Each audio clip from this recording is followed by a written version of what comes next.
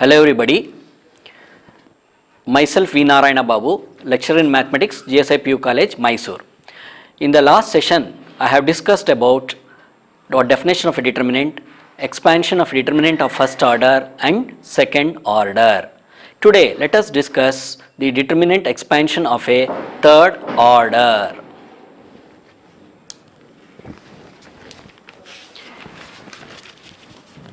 So, determinant of a matrix of order 3 into 3. Determinant of a matrix of order 3 can be determined by expressing it in terms of second order determinants. That means we have to express the third order determinant in terms of the second order determinants. This is known as expansion of a determinant along a row or a column. Along a row or a column. That means you can expand the third order determinant in terms of either rows or columns. There are 6 ways of expanding a determinant of order 3 corresponding to each of 3 rows, that is R1, R2 and R3, and 3 columns, that is C1, C2 and C3, giving the same value. Let us consider a determinant of order 3. Consider the determinant of a square matrix, A equals Aij. So now determinant A will be equal to determinant of, so here we have to write a third order determinant. Determinant A equals A11, A12, A13, A21, A22, A23, A31, A32, A33. So, let us expand this determinant by R1, or we will expand the determinant through R1. So, expanding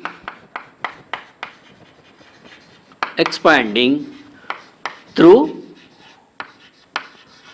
R1. So, determinant A is equal to first minus 1 to the power of I plus j. The first element of R1 is A11 into, so A11 present in the first row and first column. So, we have to eliminate that first row and first column, and we have to consider the determinant of the remaining elements, that is A11 into determinant of the remaining elements, that is A22, A23, A32, A33 plus minus 1 to the power of I plus j into A12. Now A12 element lies in the first row and second column. So we have to eliminate the first row and second column into, then we have to take the determinant of the remaining elements, that is A21, A23, 3. Next here it is A31 and A33.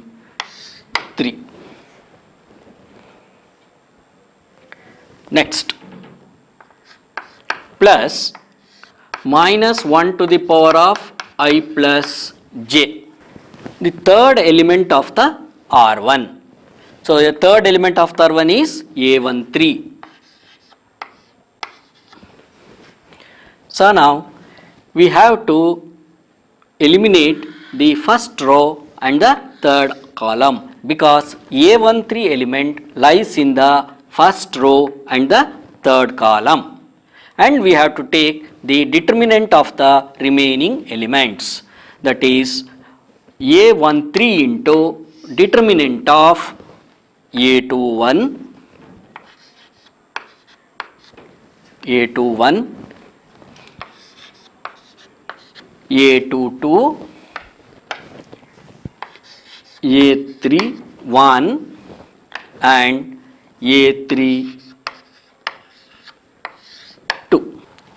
Now the next step is determinant A will be equal to minus 1 to the power of I plus j into A11 into, here we find the value of the second order determinant, that is the product of the principal diagonal elements minus the product of the other diagonal, that is A22 into A33 minus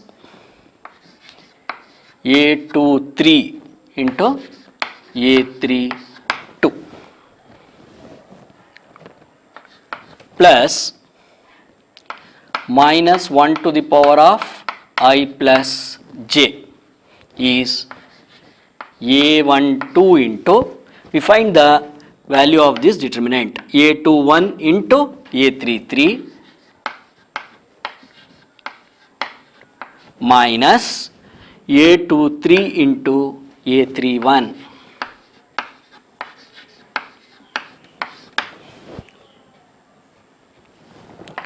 plus minus 1 to the power of I plus j into A13 into product of these two elements, that is A21 into A32 minus A22 into A31. So this I plus j, this I is the row number where the element A11 lies, and j is the column number where the element A11 lies. So here A11 lies in the first row and first column. So determinant A is equal to minus 1 whole power 1 plus 1 into A11, A22 into A33 minus A23 into A32 plus minus 1.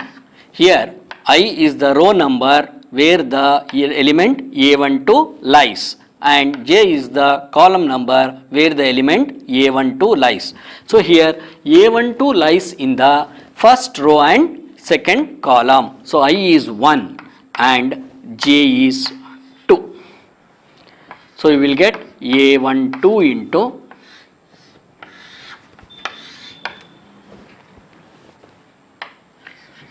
A21 A33 minus A23 into A31 plus minus 1 to the power of I plus j. Here I is the row number where the element A13 lies, and j is the column number where A13 lies.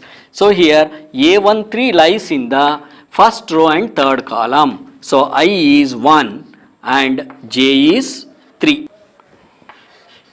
A13 into A21 A32 minus A22 into A31. So determinant A is equal to 1 plus 1 2. So minus 1 whole square is plus 1. So plus A11 into A22 A33 minus A23 into A32. Here minus 1 whole power 1 plus 2, that is 1 plus 2 is 3. So minus 1 whole cube is minus 1, that is minus A12 into A21 A33 minus A23 A31. Here once again 1 plus 3 is 4, minus 1 whole power 4 is positive, that is plus 1, plus A1 3 into A21 into A32 minus A22 into A31. So this is the final. In the problems we will add and subtract whatever the elements will come, and final answer will be given there. Since it is a general elements we have taken, we can end at this stage. While doing the problems, we need not multiply by minus 1 to the power of I plus j to every element. Instead of that, you can write directly plus minus plus. It is enough while you are expanding through first row. Let us consider a determinant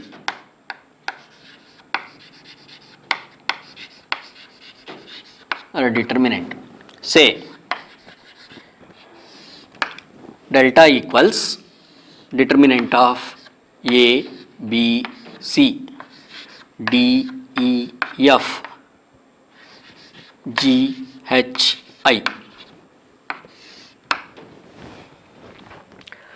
To find the value of this determinant, we expand along R1. So delta equals, the first element we can write A. Before A we will write plus into A into determinant of, so A lies in the first row and first column. We will eliminate that first row and first column and take the determinant of the remaining elements E, F, H, I. Next we write minus. We write the second element B, and we eliminate the first row and second column. First row and second column, we take the determinant of the remaining elements, that is D, F, G, I. Plus, next we write plus C into determinant of the elements after eliminating the first row and third column, that is D, E, G, H. So delta equals A into, we expand this determinant, E into I minus F into H minus B into, so D into I minus F into G plus C into D into H minus E into G. So delta equals A E I minus A into F H minus B into D I minus into minus plus B into FG plus CDH minus CEG. The same determinant we can also expand through R1, R2, R2, R3 or C1, C2, C3. The value of the determinant will not change. Suppose if you are expanding along R1, we use the sign here plus, minus, plus. So that means if we expand through R1, we write plus, minus, plus before the elements. Suppose you are expanding along R2, then you have to write minus, plus, minus. Suppose you are expanding along R3, then you have to write plus, minus, plus. Minus 1 power I plus j, where I equals row number of the element where it lies. J equals column number of the element where it lies.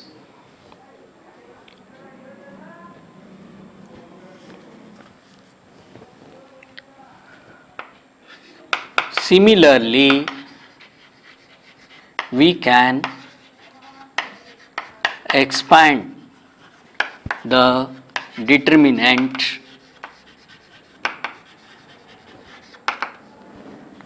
through other rows and columns. Expanding